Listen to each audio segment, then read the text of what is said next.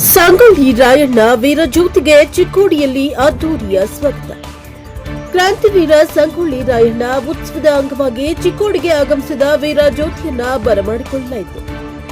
ನೇಪಾಣಿಯಿಂದ ಆಗಮಿಸಿದ ಜ್ಯೋತಿಯನ್ನ ಉಪವಿಭಾಗಾಧಿಕಾರಿ ಸುಭಾಷ್ ಸಂಪಗಾವಿ, ತಹಶೀಲ್ದಾರ್ ರಾಜೇಶ್ ಬುರ್ಲಿ, ಡಿವೈಎಸ್ಪಿ ಗೋಪಾಲಕೃಷ್ಣ ಗೌಡರ್ ಗೂಡ, ಅಧ್ಯಕ್ಷ ಲಕ್ಷ್ಮಣರಾವ್ ಚಿಂಗಳೆ ಸೇರಿದಂತೆ ವಿವಿಧ ಗಣ್ಯರು ಜ್ಯೋತಿಗೆ ಪೂಜೆ ಸಲ್ಲಿಸಿ ಬರಮಾಡಿಕೊಂಡರು.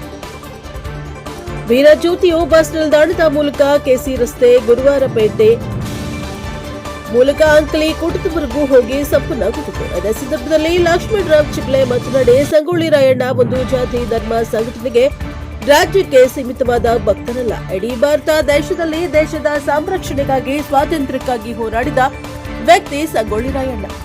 ಸಿದ್ದರಾಮಯ್ಯನವರ ಸರ್ಕಾರ ಪ್ರತಿ ವರ್ಷದಂತೆ ಈ ವರ್ಷ ಕೂಡ ಆಚರಣೆ ಮಾಡುತ್ತಿದೆ. ರಾಯಣ್ಣ ಸಮಾಧಿ ಸ್ಥಳವಾದ ನಂದಗಡದಿಂದ ಪ್ರಾರಂಭವಾದ ಜ್ಯೋತಿಯು 15 ತಾಲೂಕುಗಳಲ್ಲಿ ಸಂಚರಿಸುತ್ತದೆ. ಬೈಲಹೊಂಗಲದಲ್ಲಿ ಉತ್ಸವದಲ್ಲಿ ಮುಕ್ತಾಯ ಸಮಾರಂಭ ನಡೆಯಲಿದೆ ಎಂದರು. ಬಳಿಕ ಕರ್ನಾಟಕ ರಾಜ್ಯ ಕುರುಬರ ಸಂಘದ ಚಿಕ್ಕೋಡಿ ಜಿಲ್ಲಾಧ್ಯಕ್ಷರಾದ ಸಂತೋಷ ಪೂಜಾರಿ ಮಾತನಾಡಿ, ಚಿಕ್ಕೋಡಿ ಪಟ್ಟಣದಲ್ಲಿ ತಾಲೂಕಾಡಳಿತ ಹಾಗೂ ಹಾಲುಮತ ಸಮಾಜದ ಬಾಂಧವರಿಂದ ವೀರಜ್ಯೋತಿಗೆ ಸ್ವಾಗತವನ್ನ ಕೋರಲಾಯಿತು. ಹಾಗೂ ಚಿಕ್ಕೋಡಿ ಪಟ್ಟಣದಲ್ಲಿ ಡೊಳ್ಳು ವಾದ್ಯಗಳೊಂದಿಗೆ ಮೆರವಣಿಗೆಯನ್ನ ಮಾಡಲಾಯಿತು ಎಂದರು.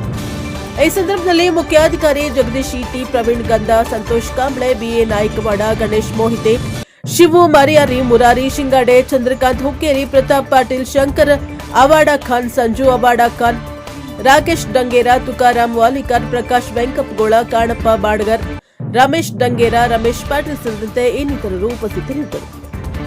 ಬ್ಯೂರೋ ರಿಪೋರ್ಟ್ ಅರುಣ್, ಎನ್ಕೆಎಸ್ ಟಿವಿ4 ಚಿಕ್ಕೋಡಿ.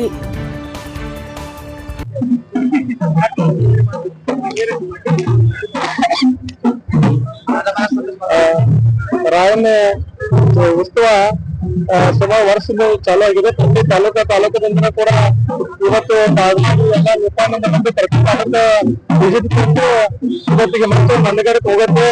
ಅಲ್ಲಿ ದೊಡ್ಡ ಉತ್ಸವವನ್ನು ಮಾಡುವಂತ ಕೆಲಸ ಆಗ್ತಾರೆ. ಪ್ರತಿಯೊಂದು ಸಂಘಟನೆಯವರು ಪ್ರತಿ ಸರ್ಕಾರದಿಂದ ಎಲ್ಲ ಸ್ವಾಗತ ಕೋರ್ತಾ ಇದ್ದಾರೆ. ಸ್ವಾಗತ ಕೋರಿ ಎಲ್ಲ ಸಂಘಟನೆ ಮತ್ತು ಸಮಾಜದವರಿಗೆ ಮತ್ತು ಅಧಿಕಾರಿಗಳಿಗೆ ಧನ್ಯವಾದ ಹೇಳ್ತಾ ಅದಕ್ಕಾಗಿ ಸರಿ ಎಲ್ಲ ಆಗಬೇಕಂತ ನಾವು ಹೇಳ್ಕೊತೀವಿ.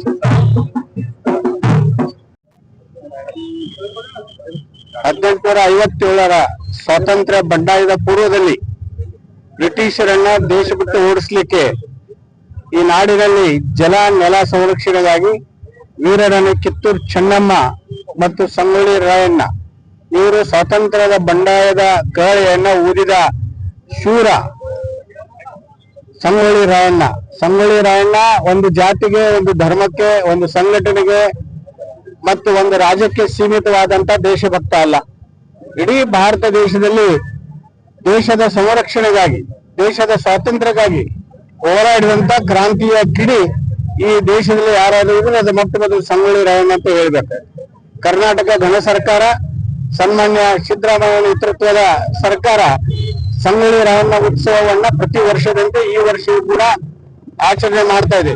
ಅದರ ಪೂರ್ವದಲ್ಲಿ ಪ್ರತಿ ತಾಲೂಕದಲ್ಲಿ ಸಮಾಧಿ ಸ್ಥಳವಾದ ನಂದಗಡದಿಂದ ಪ್ರಾರಂಭವಾದಂತಹ ಜ್ಯೋತಿ ಇಡೀ ಎಲ್ಲ 15 ತಾಲೂಕುಗಳಿಗೆ ಪ್ರವಾಸ ಮಾಡಿ ಬೈಲಹೊಂಗಲದಲ್ಲಿ ಸಂಗೊಳ್ಳಿಯಲ್ಲಿ ನಡೀತಕ್ಕಂಥ ಸಂಗೊಳ್ಳಿ ಉತ್ಸವದ ಕಾರ್ಯಕ್ರಮಕ್ಕೆ ಈ ಮುಕ್ತಾಯ ಸಮಾರಂಭ ಆಗ್ತಾ ಇದೆ. ಆ ಸಂಗೊಳ್ಳಿಯಲ್ಲೂ ಕೂಡ ಸುಮಾರು 268 ಕೋಟಿಯಲ್ಲಿ ಕ್ರಾಂತಿವೀರ ಸಂಗೊಳ್ಳಿ ರಾಯಣ್ಣನ ಹೆಸರಿನಲ್ಲಿ ಸೈನಿಕ ಶಾಲೆಯನ್ನ ಪ್ರಾರಂಭ ಮಾಡಿದ್ದಾರೆ. ಅದು ಒಂದು ಐತಿಹಾಸಿಕ ಘಟನೆ.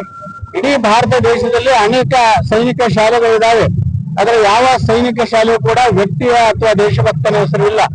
ಆದ್ರೆ ಇಡೀ ಭಾರತ ದೇಶದಲ್ಲಿ ಮೊಟ್ಟ ಮೊದಲಿಗೆ ಕ್ರಾಂತಿವೀರ ಸಂಗೊಳ್ಳಿ ರಾಯಣ್ಣ ಸೈನಿಕ ಶಾಲೆ ಅಂತ ನಾಮಕರಣ ಮಾಡಿದ್ದು ಅದು ಇತಿಹಾಸ.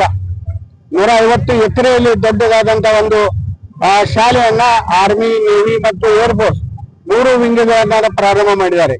ಪಕ್ಕದಲ್ಲಿ 10 ಎಕರೆಯಲ್ಲಿ ರಾಕ್ ಗಾರ್ಡನ್, ಸಂಗೊಳ್ಳಿ ರಾಯಣ್ಣ ಹುಟ್ಟಿದಾಗಿನಿಂದ ಸಾಯುವವರೆಗೆ ಅನೇಕ ಯುದ್ಧಗಳನ್ನ ರಾಣಿ ಚೆನ್ನಮ್ಮ ಅವರ ಬಲಗೈ ಬಂಟನಾಗಿ ಏನ ಸನ್ನಿವೇಶಗಳು ಜರುಗಿದ ಜೀವನದಲ್ಲಿ ಆ ಎಲ್ಲ ಸನ್ನಿವೇಶಗಳ ಸಜೀವ ಸೃಷ್ಟಿ ಅಲ್ಲಿ ನಿರ್ಮಾಣ ಮಾಡಿದ್ದಾರೆ.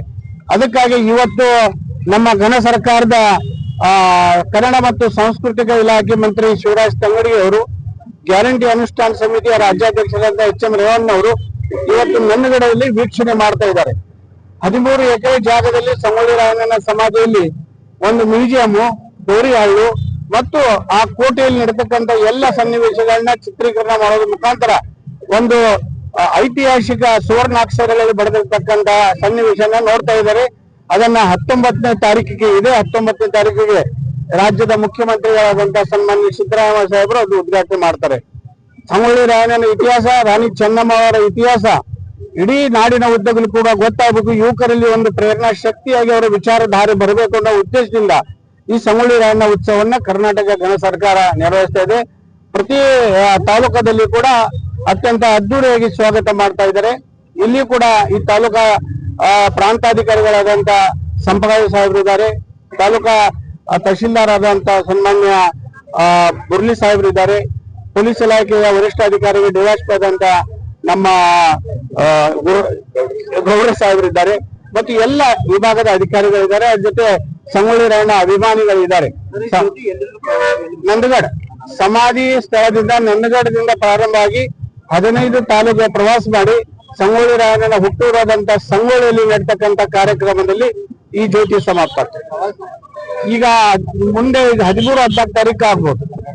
ಇನ್ನು